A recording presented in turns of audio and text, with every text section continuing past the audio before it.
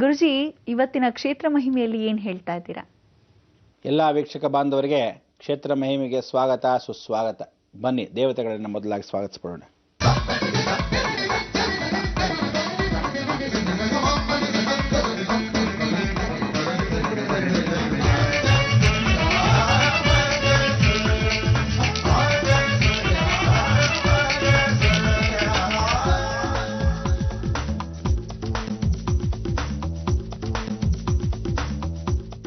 ಹರಿನಾಮವೇ ಚಂದ, ಹರಿನಾಮವೇ ಚಂದ. ಅಯ್ಯೋ, ಜಪ ಮಾಡ್ತಾ ಕೂತಿದ್ದೆ, ಬಂದ್ರೆ ಸಂತೋಷ. ನೋಡಿದ್ರೆ ಈಗ ಆ ಹರಿನಾಮ ಚಂದ ಅಂತ ಹೇಳಿದಾಗೆ ಹರಿಹರ ಸ್ಮರಣೆಯನ್ನು ಮಾಡ್ಕೊಳ್ಳತಕ್ಕಂಥ ಕಾಶಿ ಕ್ಷೇತ್ರಕ್ಕೆ ಹೋದಾಗ ಹರಿದ್ವಾರಕ್ಕೆ ಹೋದ್ವಿ. ಬದ್ರಿನಾಥ ದರ್ಶನ ಅಂತಕ್ಕಂಥವ್ರು ಕೆಲವರು ಅಕಸ್ಮಾತ್ ಗಂಗೆ ಬೇಕು ಅಂದರೆ ಹರಿದ್ವಾರಕ್ಕೆ ಹೋಗಿಯೇ ತೊಗೊಂಬಂದ್ವಿ. ಅದಾದಮೇಲೆ ನಮಸ್ಕಾರ ಮಾಡ್ಕೊಂಬಂದಿರೋ ವಿಶ್ವನಾಥನ, ಸ್ಮಶಾನಮಯವಾಗಿರ್ತಕ್ಕಂಥ ಪರಮೇಶ್ವರನ ನಿರ್ವಿಘ್ನವಾಗಿ ಸ್ವರೂಪವಾಗಿ ಆ ಜೀವನ ಚರಿತ್ರೆಯಲ್ಲಿ ಕರ್ಮವನ್ನು ಕಳ್ಕೊಂಬರೋಕ್ಕೆ ಪಿಂಡಂತ ಸ್ವರೂಪದಲ್ಲಿ ಕಾಶಿ ವಿಶ್ವನಾಥನ ದರ್ಶನ, ಗಂಗಾಧರೇಶ್ವರನಾಗಿ ನಮಸ್ಕಾರ ಮಾಡ್ಕೊಂಬಂದ್ವಿ. ಭಾಳ ಸಂತೋಷ. ಹರಿಹರ ಇಬ್ಬರು ನಮಸ್ಕಾರವಾಯಿತು. ಆದರೆ ಈ ಕ್ಷೇತ್ರಕ್ಕೆ ಯಾವತ್ತೂ ಕಾಶಿಗೆ ಹೋದಾಗ, ಯಾವುದಾದ್ರು ಮನುಷ್ಯ ಹೋದಾಗ ರಾಮ್ ನಾಮ್ ಸತ್ಯ ಹೇ ಅಂತಾರೆ. ಯಾವಾಗಲೂ ರಾಮನ ನಾಮ ಸತ್ಯ ಇದೆ ಅಂತ ಹೇಳ್ತಾರೆ. ಆದರೆ ಹೋಗೋಕ್ಕೆ ಮೊದಲು ಎಲ್ಲರೂ ಸತ್ತಾಗ ಹೆಣವನ್ನು ಇಟ್ಕೊಂಡಾಗ ವಿಷ್ಣು ಸಹಸ್ರನಾಮವನ್ನು ಹಾಕ್ತಾರೆ. ಓಂ ನಮೋ ನಾರಾಯಣಾಯ ಅಂಥೇಳಿ ಆ ನಾಮಸ್ಮರಣೆಯನ್ನು ಮನೇಲಿ ಹೇಳ್ತಾರೆ. ಈಶ್ವರನಿಗಿಂತ ಪರಿವರ್ತನೆ ಮಾಡ್ತಾರೆ. ಎಷ್ಟೋ ಜನಕ್ಕೆ ಗೊತ್ತೇ ಇಲ್ಲ. ಏನು ಅಂದರೆ ಸೀಕ್ರೆಟ್ ತಿಳ್ಕೋಬೇಕು. ಸಾಕ್ಷಾತ್ ನಾರಾಯಣನ ಸ್ಮರಣೆ ಯಾವಾಗಲೂ ಮಾಡ್ಕೋಬೇಕಾದ್ರೆ ಅಂದರೆ ಮೋಕ್ಷಕ್ಕೆ ದಾರಿ. ಅಂದರೆ ನಾನು ಒಳ್ಳೆ ಸಾವನ್ನು ಬೇಕು, ಅಪೇಕ್ಷೆ ಪಡಬೇಕಾದ್ರೆ ಒಳ್ಳೆ ದಾರಿಯನ್ನು ಕೊಡಿ ಅಂತ. ಯಾವಾಗ ಇದು ಜ್ಞಾಪಕ ಬರುತ್ತೆ ಹೇಳಿ ನಿಮಗೆ? ವೈಕುಂಠ ಏಕಾದಶಿ ದಿವಸ ಅಲ್ವಾ? ಆ ಸ್ವರ್ಗದ ಬಾಗಿಲು ತೆಗೀಲಿ, ನಾರಾಯಣ ಸ್ಮರಣೆ ಮಾಡೋಣ ಅಂತ. ಆದರೆ ಮೃತ್ಯುನ ಜಯಿಸಬೇಕು ಅಂದರೆ ಯಾರೋ? ಮೃತ್ಯುಂಜಯ ಪರಮೇಶ್ವರನ ನೆನೆಸ್ಕೊತೀವಿ. ಆದರೆ ಒಂದು ತಿಳ್ಕೊಳ್ಳಿ, ಸತ್ತ ಮೇಲೆ ಯಾರು ನೆನೆಸ್ಕೋಬೇಕು? ನಾರಾಯಣ ಅನ್ಬೇಕು ಮನೇಲಿ. ಯಾಕೆಂದರೆ ಆ ಹೆಣ ಮತ್ತೆ ವಾಪಸ್ಸು ಭೂತ ಪ್ರೇತಗಳ ಮುಖಾಂತರ ವಾಪಸ್ ಬರುತ್ತೆ, ಪ್ರಯತ್ನ ಪಡುತ್ತಂತೆ. ನೀವು ಹಾಗೇನೆ ಕಾಶಿಯಿಂದ ವಾಪಸ್ ಬರಬೇಕಾದ್ರೆ ಯಾರ್ಯಾರಿಗೆ ತರ್ಪಣಗಳನ್ನು, ಪಿಂಡ ಪ್ರದಾನಗಳು ಮಾಡಬೇಕು ಅಂತ ಗಾಳೀಲಿ ವಾಪಸ್ ಬರೋಕ್ಕೆ ಪ್ರಯತ್ನ ಪಡುತ್ತೆ. ಅದಕ್ಕೆ ನೀವು ಅಲ್ಲಿಂದ ಬರಬೇಕಾದ್ರೆ ಸುಮ್ಮನೆ ಬರೋದಲ್ಲ, ಗಂಗೆನ ಜೊತೆ ತಂದಿರ್ತೀರ, ಜೊತೆಗೆ ನಾರಾಯಣ ಸ್ಮರಣೆ ಇರಬೇಕು. ಹುಷಾರ್. ಆ ನಾರಾಯಣ ಸ್ಮರಣೆ ಬಿಟ್ಬಿಟ್ಟು ನೀವೇನಾದರೂ ವಾಪಸ್ ಬರಬೇಕಾದ್ರೆ ನೆನೆಸ್ಕೊಳ್ಳದೆ ಬಂದ್ರಿ, ಭಾಳ ಕಷ್ಟವಾಗತ್ತೆ. ಅದಕ್ಕೆ ಪರಮೇಶ್ವರನ ಯಾವತ್ತೂ ನಾವು ಲಯಕರ್ತ ಅಂತ ಕರಿತೀವಿ, ಕರ್ಕೊಂಡು ಹೋಗಪ್ಪ ಅಂತ ಹೇಳ್ತೀವಿ. ಆದರೆ ನಾರಾಯಣನ ಸತ್ತ ಮೇಲೂ ನೆನೆಸ್ಕೊತಾ ಇರಬೇಕು. ಅದಕ್ಕೆ ಒಬ್ಬ ಮನುಷ್ಯನ ನಾವು ಯಾವತ್ತೂ ನಾರಾಯಣ ಅಂತ ನೆನೆಸ್ಕೊಂಡ್ರೆ ವೈಕುಂಠಕ್ಕೆ ಹೋಗ್ಲಪ್ಪ ಇವರು. ಯಾಕೆಂದರೆ ಒಳ್ಳೆ ದಾರಿಯಾಗಲಿ, ಇವತ್ತಾದರೂ ಪಾಪಕರ್ಮಗಳು ಮಾಡಿದಾರೋ ಇಲ್ವೋ, ಆ ಕರ್ಮಗಳೆಲ್ಲ ಕಳೆದು ಅವನ ಅಕಸ್ಮಾತ್ ಸ್ವರ್ಗಲೋಕಕ್ಕೆ ಹೋಗಲಿ ಅಂತ ಹೇಳ್ಬೋದು. ಸ್ವರ್ಗಕ್ಕೆ ಹೋಗದೇ ಇದ್ರೂ ಪರವಾಗಿಲ್ಲ, ಮೋಕ್ಷವನ್ನು ಲಭಿಸ್ಲಿ. ಖಂಡಿತವಾಗ್ಲೂ ಅವನೇನು ನರಕಕ್ಕೆ ಹಾಕ್ತಾನೋ ಬಿಡ್ತಾನೋ ಅವನ ತಕ್ಕಡಿಯಲ್ಲಿ ಯಾರೂ ತೂಗ ಮಾಡೋಕ್ಕಾಗಲ್ಲ. ಯಾಕೆಂದರೆ ಭಗವಂತನ ತಕ್ಕಡಿ ಅಂತ ಅವನು ಒಂದಿದೆ. ಆ ತಕ್ಕಡಿಯಲ್ಲಿ ಎಷ್ಟು ನ್ಯಾಯ ಇದೆ ಅಂದರೆ ಕರೆಕ್ಟ್ ನ್ಯಾಯಬದ್ಧ. ಕೆಲವ್ರು ಹೇಳ್ತೀವಿ ಎಷ್ಟು ಒಳ್ಳೆಯವ್ರಿ ಅವರು ಅಂತ. ಆದರೆ ಅಷ್ಟೇ ಕುಳ್ಳು ಬುದ್ಧಿ ಆ ಮನುಷ್ಯ ಹತ್ರ ಇರುತ್ತೆ ಅಂತ ನಮಗೆ ಗೊತ್ತಿರಲ್ಲ. ನೋಡೋಕೆ ಒಳ್ಳೆಯವರು ಅಷ್ಟೇ ಅಂಥವ್ರು. ಕೆಲವರು ಎಷ್ಟು ಕೆಟ್ಟವ್ರಿ ಅಂತೀವಿ, ಆದರೆ ಅವರಲ್ಲಿ ಮನಸ್ಸು ಅಷ್ಟು ಮೃದುವಾಗಿರುತ್ತೆ. ಭಾಳ ಒಳ್ಳೆಯವ್ರಿ ಅವರು, ನಿಜವಾಗ್ಲೂ ನೋಡೋಕ್ಕಷ್ಟೇ ಕೆಟ್ಟವರು, ಒಳ್ಳೆಯವರು ಅಂತ. ಇದು ಬಹಳ ಜನದಲ್ಲಿ ಬಂದಿರತಕ್ಕಂಥ ವಿಚಾರಗಳನ್ನು ನಾವು ತಿಳ್ಕೋಬೇಕಾದ್ರೆ ನಾರಾಯಣ ಸ್ಮರಣೆ. ಅದಕ್ಕೆ ಇವತ್ತು ಕ್ಷೇತ್ರ ಮಹಿಮೆಯಲ್ಲಿ ನಾವು ಆ ಕ್ಷೇತ್ರ ಮಹಿಮೆಯಲ್ಲಿ ಕ್ಷೇತ್ರ ಅಧಿಪತಿಯಾಗಿರ್ತಕ್ಕಂಥ ನಾರಾಯಣ ಸ್ಮರಣೆಯನ್ನು ಮಾಡಿಕೊಂಡು ಕಾಶಿ ಕ್ಷೇತ್ರದಿಂದ ಬರಬೇಕು. ನೀವೆಲ್ಲ ವಾಪಸ್ ಬರಬೇಕಾದ್ರೆ ಗಂಗೆನ ತರ್ತಿದ್ರೆ, ಗಂಗೆನ ಅಲ್ಲಿ ಇಲ್ಲಿ ಇಡಬೇಡಿ, ಕೆಳಗಡೆ ಇಡಬೇಡಿ, ಕಾಲು ತುಳಿಯೋ ಥರ ಇಟ್ಕೋಬೇಡಿ. ಬರಬೇಕಾದ್ರೆ ಕಾಶಿಯಿಂದ ದರ್ಬೆ ಚಾಪೆ ತೊಗೊಂಬನ್ನಿ, ಮರೀದೆ ತೊಗೊಂಬನ್ನಿ. ಕಮಲಾಕ್ಷಿಗಳು ಯಾರ್ಯಾರು ಹೋಗ್ತಾ ಇದ್ರೋ ಕಮಲಾಕ್ಷಿಗಳನ್ನ ಖಂಡಿತ ತೊಗೊಂಬನ್ನಿ. ನೋಡಿ, ಈ ಕಮಲಾಕ್ಷಿ ಅಂತಕ್ಕಂಥ ವಿಚಾರ ಬಹಳ ವಿಶೇಷವಾಗಿರ್ತಕ್ಕಂಥದ್ದು. ಕಮಲದ ಹೂವಿನ ಬೀಜಗಳ ಮುಖಾಂತರವೇ, ಅಂದರೆ ನಾವು ಒಂದು ಹಣ್ಣಿರುತ್ತೆ, ಆ ಹಣ್ಣಿನ ಮುಖಾಂತರ ತಿಂದಾಗ ಅದು ಉಗಿದು ಬಿದ್ದಾಗ ಆ ಬೀಜಗಳು ಸಿಗತಕ್ಕಂಥದ್ದು. ಇದನ್ನು ತಂದಾಗ ಏನು ಹೇಳ್ತಿದ್ದೀನಿ, ಮೊದಲಿಂದ ಹೇಳ್ತಾ ಇದ್ದಾಗ ನೀವೆಲ್ಲ ಸಾಕ್ಷಾತ್ತು ಅದನ್ನು ಒಂದು 48 ದಿವಸಗಳ ಕಾಲ, ಒಂದು ತಿಂಗಳ ಕನಿಷ್ಠ ಪಕ್ಷ ಆದರೂ ಕೊಬ್ಬರಿ ಎಣ್ಣೆ ನೆನೆಸಿ ಅಂತ ಹೇಳ್ತೀನಿ. ಕೊಬ್ಬರಿ ಎಣ್ಣೆ ನೆನೆಸಿದ್ರೆ ಏನು ಮಾಡ್ತಾರೆ ಗೊತ್ತಾ? ಭಾಳ ಜನ ತಪ್ಪು ತಿಳ್ಕೊಂಬಿಟ್ಟಿದ್ರೆ, ಕೊಬ್ಬರಿ ಎಣ್ಣೆ ಒಳಗೆ ನೆನೆಸಬಾರ್ದು. ಕೊಬ್ಬರಿ ಎಣ್ಣೆನ ಇದನ್ನು ಸವರಿ ಅಲ್ಲಿ ಇಟ್ಟಂಗೆ ನೆನೆಸ್ದಂಗೆ ಇರಬೇಕು. ಅರ್ಥ ಆಯ್ತಾ? ಕೊಬ್ಬರಿ ಎಣ್ಣೆ ಒಳಗೆ ಹಾಕ್ಬಿಟ್ಟು ಏನು ತುಂಬ್ದಂಗೆ ಇಟ್ಬಿಟ್ರೆ ಅಷ್ಟೇ ಎಲ್ಲ ಮೆತ್ತಗಾಗ್ಬಿಡುತ್ತೆ. ಅದನ್ನು ಪೂರ್ತಿಯಾಗಿ ಒದ್ದೆ ಮಾಡಿ ಅದನ್ನು ಹಾಗೆ ಒಣಗಿಸ್ತಾ ಇರಬೇಕು. ತಿರುಗಿ ಸೂರ್ಯನ ಹತ್ರ ಹೊಡಬೇಕು, ತಿರುಗಿ ಹೊರಗಡೆ ಇಡಬೇಕು, ಸ್ವಲ್ಪ ನೆನೆಸ್ದಂಗೆ ಸ್ವಲ್ಪ ಹಂಗೆ ಸೋರಬೇಕು, ಇಡಬೇಕು. ಹೀಗೆ 48 ದಿವಸಗಳ ಕಾಲ ಇಟ್ಟರೆ ಗಟ್ಟಿಯಾಗತ್ತೆ. ಈ ಥರ ಪಳ ಅಂತ ಹೊಳೆಯುತ್ತೆ. ಇಲ್ಲದೇ ಇದ್ದರೆ ಗೋವಿಂದ. ನೀರನ್ನು ಸೋಕಿಸ್ಲೇಬಾರ್ದು. ಒಳಗೆ ಹಣ್ಣಿರುತ್ತೆ, ಹಣ್ಣಿಗೆ ತಿನ್ನಕ್ಕೆ ಸುಮ್ಮನೆ ಹಂಗಿಟ್ರೆ ಏನು ಬಂದು ತಿನ್ಕೊಂಬಿಡುತ್ತೆ, ಹುಳುಗಳೆಲ್ಲ ತಿನ್ಕೊಂಬಿಟ್ಟು ಪುಡಿ ಆಗಿಬಿಡುತ್ತೆ. ಅಲ್ಲಿ ಕಾಶಿಯಿಂದ ಬರಬೇಕಾದ್ರೆ ಕಾಶಿ ಚೊಂಬನ್ನು ತೊಗೊಂಬರೋದು ಜ್ಞಾಪಕ ಇಟ್ಕೊಳ್ಳಿ. ವಿಷ್ಣು ಪಾದ ಸ್ವರೂಪವಾಗಿರ್ತಕ್ಕಂಥ ವಿಷ್ಣು ಪಾದಿಗೆಯನ್ನು ತೊಗೊಂಬರೋದು ಕಲ್ತ್ಕೊಳ್ಳಿ. ಅನ್ನಪೂರ್ಣೇಶ್ವರಿನ ಒಂದಷ್ಟು ತೊಗೊಂಬನ್ನಿ. ಸುಮ್ಮನೆ ಬರಿಗೈಯಲ್ಲಿ ಹೋಗೋದು, ಪಿಂಡ ಪ್ರದಾನ ಮಾಡ್ತಕ್ಕಂಥವ್ರು ಸುಮ್ಮನೆ ಬರಿಗೈಯಲ್ಲಿ ಬರಬಾರ್ದು. ನೀವು ಕನಿಷ್ಠ ಪಕ್ಷ 10 ಕಾಲುಗಳನ್ನು ಅಂದರೆ ವಿಷ್ಣು ಪಾದಗಳನ್ನು, 10 ಅನ್ನಪೂರ್ಣೇಶ್ವರಿ ವಿಗ್ರಹಗಳನ್ನ ದಾನ ಮಾಡಬೇಕು ಅಂತ ಹೇಳುತ್ತೆ. ಗಂಗಾ ತಾಳಿ ಅದೊಂದು 10ನ ದಾನ ಮಾಡಬೇಕು. ಈ 10 ಅಂದರೆ ಏನು ಅಂದರೆ ದಶಾಭುಕ್ತಿಗಳು. ಜೀವನದಲ್ಲಿ ಪ್ರತಿಯೊಬ್ಬ ಮನುಷ್ಯ ಬದುಕಿದ್ರೂ ಸತ್ರು ಅವನ ನಕ್ಷತ್ರ ಪ್ರಕಾರ ದಶಾಭುಕ್ತಿಗಳೇ ಅಂತ ಹೇಳ್ತೀವಿ. ಈ ದಶಾಭುಕ್ತಿಗಳಲ್ಲಿ ಇಷ್ಟು ಸೇರಿದಾಗ 120 ವರ್ಷಗಳ ಕಾಲ ಅಂತ ಹೇಳ್ತೀವಿ. ಅಂದರೆ 12 ಆದರೂ ಕನಿಷ್ಠ ಪಕ್ಷ ತಂದಿರೋದನ್ನ 2ನ್ನ ನಾವು ಇಟ್ಕೊಂಡಿರಬೇಕು, 10ನ ದಾನ ಮಾಡಬೇಕು. ಒಂದು ಬ್ರಹ್ಮಮಾಯ ವರ್ಚಸ್ಸಲ್ಲಿ ಒಂದು ಗಂಡನ ಮನೆ ಕಡೆಗೆ, ಒಂದು ಹೆಂಡತಿ ಮನೆ ಕಡೆಗೆ ಅಂತ ಎತ್ತಿಟ್ಕೋಬೇಕು. ಅದಕ್ಕೆ 12. ಇದು ಗುರುತತ್ವ ಮಾರಿಕಾ ಅಂತ ಕರಿತೀವಿ. ಇದು ಗುರು ಗೋವಿಂದದಾಸರು ಭಾಳ ಚೆನ್ನಾಗಿ ಹೇಳಿದ್ರು, ಸಂತ ತುಕಾರಾಮರು ಭಾಳ ಚೆನ್ನಾಗಿ ಹೇಳಿದ್ರು. ಇದನ್ನು ಮರಾಠಿಯಲ್ಲಿ ಹಾಡಿ ಹೊಗಳಿರ್ತಕ್ಕಂಥ ವಿಚಾರಗಳು ಇದೆ. ಅದನ್ನೆಲ್ಲ ನಮ್ಗೆ ಅರ್ಥ ಆಗದಿದ್ದಾಗ ನಿಮಗೆ ಹೇಳ್ತಕ್ಕಂಥ ವಿಚಾರ ಅಂದರೆ ನಾವು ಅರ್ಥ ಮಾಡ್ಕೊತೀವಿ, ಎಲ್ರಿಗೂ ಅರ್ಥ ಮಾಡ್ಕೊಳಕ್ಕಾಗಲ್ಲ. ಅದಕ್ಕೆ ಕೆಲವೊಬ್ಬರಿಗೆ ಅರ್ಥವಾಗೋರು ಭಾಳ ಜನಕ್ಕೆ ಗೊತ್ತಿರುತ್ತೆ. ಅದ್ರ ಬಗ್ಗೆ ಭಾಳ ವಿಶ್ಲೇಷಣೆಗೆ ಹಾಡೇ ರಚನೆ ಮಾಡಿದ್ದಾರೆ. ಅದಕ್ಕೆ ಇಂಥ ಒಂದೊಂದು ತರಬೇಕಾದ್ರೆ 12 ತರಬೇಕು, 2 ಇಟ್ಕೋಬೇಕು ನಮ್ಮ ಮನೆಗೆ ಅಂತ.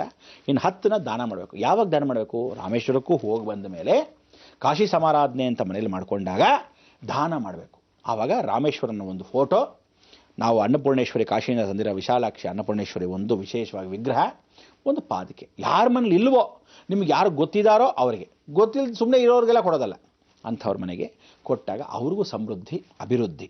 ಇದು ನೀವು ದಾನ ಮಾಡಿದಾಗ ಅನ್ನದಾನ ಏನು ಅಂದರೆ ಅನ್ನಪೂರ್ಣೇಶ್ವರಿ ದಾನ ಮಾಡಿದಾಗ ದಾರಿದ್ರ್ಯತೆ ಹೋಗುತ್ತೆ, ನಿಮ್ಮನಲ್ಲೂ ಹೋಗುತ್ತೆ. ಯಾರು ನಿಜವಾಗ್ಲೂ ಕಷ್ಟ ಇರುತ್ತೆ, ದಾರಿದ್ರ್ಯದಲ್ಲಿರ್ತಾರೆ ಅಂದರೆ ಅವ್ರ ಮನೆಗೆ ಒಂದು ಹೊತ್ತು ಊಟಕ್ಕೂ ಕಷ್ಟ, ಎಷ್ಟಾದರೂ ಒಬ್ಬರೇ ದುಡಿಬೇಕು, ಎಲ್ಲ ದೊಡ್ಡ ಸಂಸಾರ ನೋಡ್ಕೋಬೇಕು ಅಂಥವ್ರಿಗೆ ಇರ್ತಾರಲ್ಲ, ಅಂಥವ್ರಿಗೆ ಇದನ್ನು ಕೊಡಿ. ಎಷ್ಟು ಚೆನ್ನಾಗಿರುತ್ತೆ ಅಂದರೆ ಆ ಸಂಸಾರ ಚೆನ್ನಾಗಿರುತ್ತೆ. ಇದನ್ನೆಲ್ಲ ತರಬೇಕು.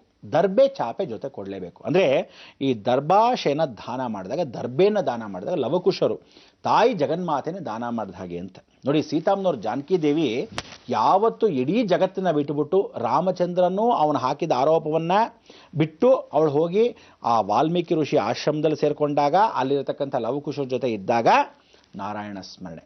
ಆವಾಗ ಆ ರಾಮಚಂದ್ರನೇ ಸ್ವತಃ ಬಂದಾಗ, ಯುದ್ಧದಲ್ಲಿ ಸೋತಾಗ, ಅಶ್ವಮೇಧ ಕುದುರೆಯನ್ನು ಕಟ್ಟಿದಾಗ ಅಂತ ಶುಕ್ರ ಜೀವನದಲ್ಲಿ ಬಂದ. ಅಂದರೆ ಅಶ್ವಮೇಧ ಅನ್ನೋ ಶುಕ್ರ ಜೀವನದಲ್ಲಿ ಬಂದ.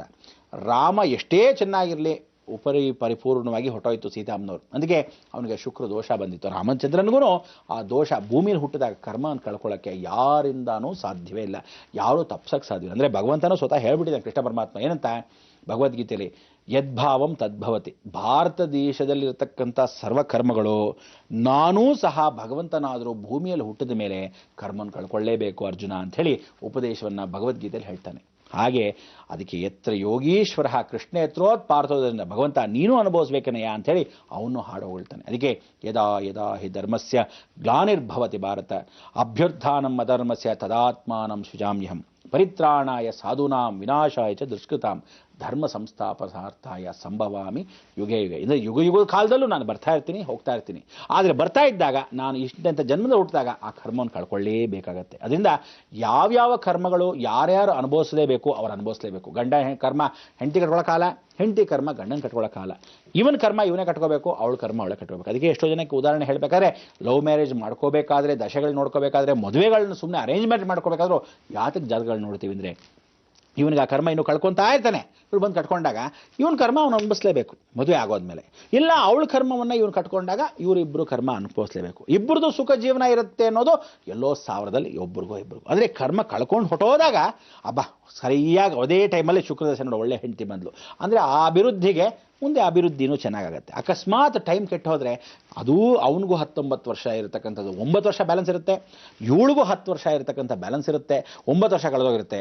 ಈ ಒಂದು 10 ಮತ್ತು ಆ 9 ಎರಡು ಸೇರಿ ತಿರುಗಿ 19 ವರ್ಷ ಇಬ್ಬರೂ ಸೇರಿ ಅನುಭವಿಸಾಗ ಇನ್ನು ಮತ್ತೆ ದೊಡ್ಡದಾಗತ್ತೆ ವಿಚಾರ. ಅಯ್ಯೋ ನನಗೆ 10 ಮಾತ್ರ ಇತ್ತು, ಇವಳ ಜೊತೆ ಸೇರ್ಕೊಂಡು ಇನ್ನೊಂದು 9 ಆಗೋಯ್ತಲ್ಲ, ಅಥವಾ ಅವನ ಜೊತೆ ಸೇರಿಕೊಂಡು ಇನ್ನೂ ಅಷ್ಟು ಜಾಸ್ತಿ ಆಗೋಯ್ತಲ್ಲ ಅನ್ನೋ ಭಾವನೆ ನಾಳೆ ದಿವಸ ನೀವು ತಿಳ್ಕೋಬಾರ್ದು ಅಂತ ಮೊದಲೇ ಗೈಡ್ ಲೈನ್ ನೋಡ್ಕೊಂಡ್ಬಿಟ್ಟಿರ್ತಾರೆ. ಅದಕ್ಕೆ ಪ್ರತಿಯೊಬ್ಬನಿಗೂ ಯಾರು ಇದಕ್ಕೂ ಪರಿಹಾರ ಯಾರು ಕೊಡ್ತಾರೆ ಗೊತ್ತಾ? ದೇವರೊಬ್ಬನೇ. ಅದಕ್ಕೆ ದೇವರು ಒಂದು ಸಲ ಕಂಡುಬಿಟ್ರೆ ಇಂಥ ಶಾಸ್ತ್ರ ಜ್ಯೋತಿಷ್ಯಗಳನ್ನು ಸುಳ್ಳನ್ನು ಮಾಡೋಕ್ಕೆ ಸಾಧ್ಯತೆ. ಅದಕ್ಕೆ ನಾರಾಯಣ ಸ್ಮರಣೆ ಯಾವಾಗಿರಬೇಕು ಅಂದರೆ, ನಾವು ಪಿಂಡ ಪ್ರದಾನ ನೋಡಪ್ಪ, ಮಾತಾ ಪಿತಾ ಗುರು ದೈವ ಮಾತೃಗಳು ನಂಬಿದ್ವಿ ಅಂದರೆ ಇಷ್ಟ ದೇವತೆ ಕುಲದೇವತೆ ಗ್ರಾಮ ದೇವತೆ ನಂಬಿಸ್ಕೊಂಡ್ವಿ. ಇವತ್ತಿನ ಸಹ ಕಾಶಿ ಕ್ಷೇತ್ರದಿಂದ ವಾಪಸ್ ಬರ್ತಾ ಇದ್ದೀವಿ, ಪಿತೃಕಾರ್ಯಗಳನ್ನು ಮಾಡಿದ್ದೀವಿ. ಭಗವಂತ ಇನ್ನು ಸಾಕು ಆ ಶತ್ರು ಭಯ ಇನ್ಯಾವುದೂ ಇರಬಾರ್ದು.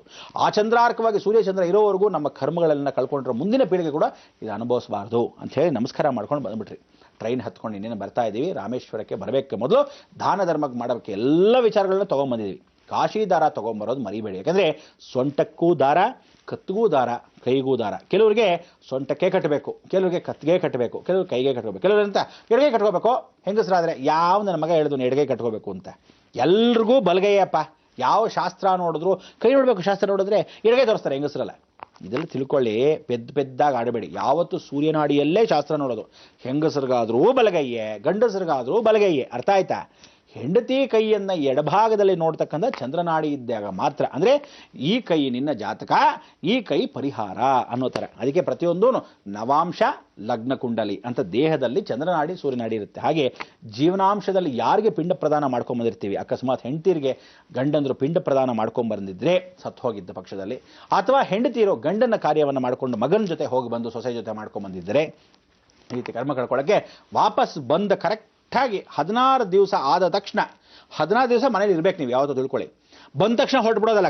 ನಾವು ಯಾತ್ರೆಗೆ ಕಾಶಿಯಿಂದ ಬಂದ ತಕ್ಷಣ ರಾಮೇಶ್ವರ ಯಾತ್ರೆಗೆ ಹೋಗಬಾರ್ದು. 16 ದಿವಸ ಮನೆಗೆ ಬಂದು ರೆಸ್ಟ್ ತಗೋಬೇಕು. ಅಂದರೆ ಆ 16 ದಿವಸ ಮತ್ತೆ ರಾಮೇಶ್ವರ ಪ್ರಯಾಣ ಮಾಡಬಾರ್ದು. 16 ದಿವಸ ಮನೇಲಿದ್ದು ಷೋಡಶೋಪಚಾರ ಪೂಜೆ ಮಾಡ್ಕೋಬೇಕು. ಅಂದರೆ ಬಂದ ತಕ್ಷಣ ಕಾಶಿಯಿಂದ ಸ್ನಾನ ಮಾಡಿ 16 ದಿವಸ ದೇವಿ ಕನ್ನಿಕೆಯರನ್ನು ಪೂಜೆ ಮಾಡಬೇಕು. 16 ಷೋಡಶೋಪಚಾರ ದೇವಿಗಳನ್ನ ಪೂಜೆ ಮಾಡ್ಕೋಬೇಕು. ದಿನ ಕುಂಕುಮಾರ್ಚನೆ ಮಾಡಿ, ನೋಡಪ್ಪ ಕಾಶಿಯಿಂದ ಬಂದಿದ್ದೀವಿ, ಸಂಸ್ಕಾರಗಳೆಲ್ಲ ಮುಗಿಸಿ ಬಂದಿದ್ದೀವಿ, ಇನ್ನು ರಾಮೇಶ್ವರಿಗೆ ಶುಭ ಆಗೋಗ್ಬೇಕು. ಮೊದಲು ಕರ್ಮವನ್ನು ಕಳ್ಕೊಳಕ್ಕೆ ಹೋಗಿದ್ವಿ ರಾಮೇಶ್ವರ, ಈಗ ಶುಭ ಕಾರ್ಯಕ್ಕೆ ಹೋಗ್ತಾ ಇದ್ವಿ. ಈಗ ಬಂದು ವ್ಯವಸ್ಥೆ ಮಾಡ್ಕೋಬೇಕು. ಅದರಿಂದ ಟ್ರೈನಿಂದ ಎಲ್ಲರೂ ವಾಪಸ್ ಬಂದು ರೆಸ್ಟ್ ತಗೋಬೇಕು. ರಾಮೇಶ್ವರ ಯಾತ್ರೆಗೆ ಹೋಗಿ ಬಂದು ಎಷ್ಟೋ ಆಯಾಸವಾಗಿರುತ್ತೆ, ದೇಹ ದಣದಿರುತ್ತೆ. ಇಂತೆಂಥ ಕಾರ್ಯ. ಯಾಕೆಂದರೆ ನಾವುಗಳು ಒಂದು ಪಿಂಡ ಪ್ರದಾನ ಮಾಡೋ ಸಮಯಕ್ಕೇ ತಂದೆ ತಾಯಿ ಬದುಕಿದ್ದವರು ಯಾವ ಕಾರಣಕ್ಕೂ ಪಿಂಡ ಪ್ರದಾನ ಮಾಡೋಕ್ಕೆ ಅರ್ಹತೆ ಇಲ್ಲ. ಬದುಕಿಟ್ಕೊಬೇಡಿ. ಯಾವ ಕಾಲಕ್ಕೂ ತಂದೆ ತಾಯಿ ಬದುಕಿದ್ರೆ ಪಿಂಡ ಪ್ರದಾನ ಮಾಡ್ಕೊಳ್ಳಿ. ಕೆಲವರೆಲ್ಲ ಕಳೆದು ಹೋಗಿರ್ತೀರ, ಅಂಥವ್ರು ಅಕಸ್ಮಾತ್ ನೀವು ಪಿಂಡ ಪ್ರದಾನ ಮಾಡಿದರೆ, ಕೆಲವರೆಲ್ಲ ಗಂಡ ಹೆಂಡ್ತಿನ ಮಗ ಕಳೆದು ಹೋಗಿದ್ದಾನೆ, ಅಥವಾ ಗಂಡ ಹುಚ್ಚಿನಾಗ ಎಲ್ಲೋ ಹೊಟ್ಟೋದ್ರಿ, ದೇಶ ಬಿಟ್ಟು ಎಲ್ಲಿಂತ ಸುಳಿವೆ ಸಿಕ್ಕಿಲ್ಲ, ಪೊಲೀಸ್ ಕಂಪ್ಲೇಂಟ್ ಕೊಟ್ವಿ, ಎಲ್ಲಿ ಹೋದ್ರು, ಸತ್ತಿದಾರ ಬದುಕಿರ ಇನ್ನೂ ಗೊತ್ತಿರಲ್ಲ. ನೀವು ಆ ಥರದ ವ್ಯಕ್ತಿಗಳಿಗೆ ಅಕಸ್ಮಾತ್ ಹೆಂಗಸರಾಗಲಿ ಗಂಡಸರಾಗಲಿ ಮಾಡಿಬಿಟ್ಟು ಬಂದಿದ್ದರೆ, ನೀವು ಮನೆಗೆ ವಾಪಸ್ ಬಂದು 16 ದಿವಸ ಷೋಡಶೋಪಚಾರ ಪೂಜೆ ಮಾಡ್ತಿಲ್ಲ, ಅಷ್ಟರಲ್ಲಿ ಸುಳಿ ಸಿಗುತ್ತೆ. ಆ ಸುಳಿವಿನ ಸಿಕ್ಬಿಟ್ರು ಅಂದರೆ ವಾಪಸ್ ಬಂದರೂ ಬರ್ಬೋದು. ನೀವು ಪಿಂಡ ಪ್ರದಾನ ಮಾಡಿಬಿಟ್ಟು ಬಂದುಬಿಟ್ರಿದ್ರೆ ಬಂದುಬಿಟ್ರು ವಾಪಸ್ಸು ಅಂತ ಅಂದ್ಕೊಂಡು ತಪ್ಪು ತಿಳ್ಕೊಬೇಡಿ. ಆ ಅದೃಷ್ಟ ಇದ್ದರೆ ಕೆಲವರಿಗೆಲ್ಲ ಬಂದಿದ್ದಾರೆ ವಾಪಸ್ಸು, ನಡೆದಿದೆ ಘಟನೆ. ಆದ್ದರಿಂದ ಹೋಗಿರ್ತಕ್ಕಂಥ ವ್ಯಕ್ತಿ ಹುಚ್ಚನಾಗ ವಾಪಸ್ ಬಂದನೋ, ಸಿಗದೇ ಇರತಕ್ಕಂಥ ಸುಳಿವಿಲ್ಲದೆ ಇರ್ತಕ್ಕಂಥ ಸಿಕ್ಕದ್ನೋ, ಇದೆಲ್ಲ ಫಲಗಳು ಯಾವತ್ತು ಗೊತ್ತಾಗುತ್ತೆ? ಈ 16 ಡೇಸಲ್ಲಿ ವಾಪಸ್ ಕಾಶಿಯಿಂದ ಬಂದಾಗ. ಖಂಡಿತ 16 ದಿವಸ ಷೋಡಶೋಪಚಾರ ಪೂಜೆ ಮಾಡಿಕೊಂಡು ಮನೆಯೆಲ್ಲ ಸೆಟ್ ಮಾಡ್ಕೊಂಡು ರೆಡಿಯಾಗಿ ಇಟ್ಕೊಳ್ಳಿ. ಯಾಕೆಂದರೆ ನಾವು ಕಾಶಿ ಯಾತ್ರೆ ಮಾಡ್ಕೊಂಬಂದಿರೋರು ರಾಮೇಶ್ವರಕ್ಕೆ ಫಸ್ಟ್ ಹೋಗಬೇಕು. ರಾಮೇಶ್ವರ ಕೊನೆಗೆ ಹೇಗಿದ್ರು ರಾಮೇಶ್ವರ ಯಾತ್ರೆ ವಿಚಾರ ಹೇಳಿದ್ದೀನಿ. ಆದರೆ ಹೋದಾಗ ಈ ಸರಿ ಏನು ಮಾಡಬೇಕು, ಸಣ್ಣದಾಗಿ ಹೋಗ್ಬಿಟ್ಟು ಬಂದ್ಬಿಡೋಣ. ಬಂದ ಮೇಲೆ ಕಾಶಿ ಸಮಾರಾಧನೆ ವಿಜೃಂಭಣೆಯಿಂದ ಮಾಡಬೇಕು. ಆ ವಿಜೃಂಭಣತೆ ಎಷ್ಟು ಹೆಂಗಿರಬೇಕು, ಏನು ಎತ್ತ ಅನ್ನೋದು ನಾನು ಹೇಳ್ತೀನಿ. ನಾನು ಬಿಡಲ್ವೇ, ಎಷ್ಟವರೆಗೂ ಆಗುತ್ತೋ ಹೇಳೋದು ವ್ಯವಸ್ಥೆ. ನೀವು ಇಷ್ಟೆಲ್ಲ ರೆಡಿ ಮಾಡಿಕೊಂಡು ಅಂಗಡಿಗಳಿಗೆ ಹೋಗಿ ಏನೇನು ತೊಗೋಬೇಕೋ ತೊಗೊಳ್ಳಿ. ಟ್ರೈನ್ ಹೊರಟ್ಬಿಡುತ್ತೆ, ಹೊರಟ್ಬಿಡೋಣ. ನಮ್ಮ ಕ್ಷೇತ್ರಕ್ಕೆ ವಾಪಸ್ ಬರಬೇಕು. ಏನಂತೀರಾ? ಬರ್ತಾ ಇರೋದು ಕಲ್ತ್ಕೊಳ್ಳಿ.